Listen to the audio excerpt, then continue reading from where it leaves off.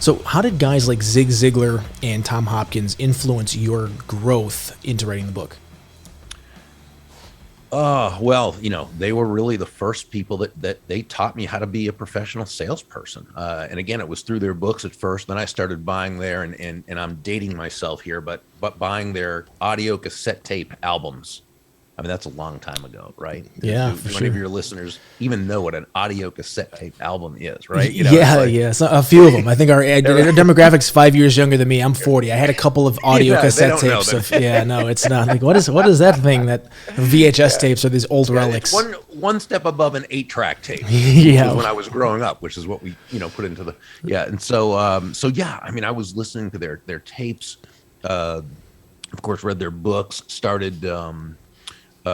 I would go to their seminars, and I mean, I just learning from them, and they really had the right idea. They understood that selling was all about the other person, and I think that's, I remember I was in sales a couple of years, and again, doing pretty well, but I went to work for another company, and I was selling a high ticket item, and I started out in a slump, and I just wasn't getting out of that slump, and I made a real rookie mistake in that, rather than getting my mind and focus off of myself and thinking of my clients, I was pressing, right? And it was about making the sale, and it was about me, and it was about me getting out of my slump, right?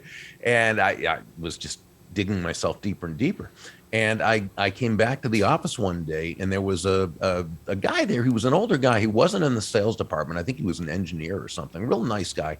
Didn't say a lot, but one of these people we've all known, right? That when they do say something, it tends to be very profound.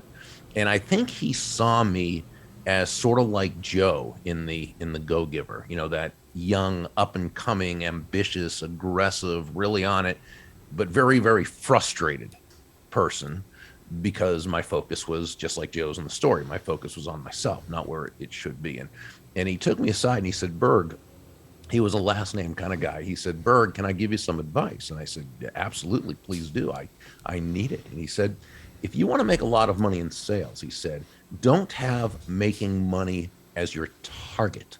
Your target is serving others. Now, when you hit the target, he said, you'll get a reward. And that reward will come in the form of money. And you can do with that money whatever you choose. But never forget, the money is simply the reward for hitting the target. It ain't the target itself. Your target is serving others. And that's, I think, when it really hit me, that great salesmanship is never about the salesperson. Right? It's never about the product or service, as important as those are, whether you're selling gym memberships or houses or widgets or whatever. Great salesmanship is always about the other person. It's about adding value to that other person's life. Really, it's about that other person's life being better just because you are part of it. And I think when we approach sales, when we approach business, when we approach life that way, we're really 9 steps ahead of the game in a 10-step game.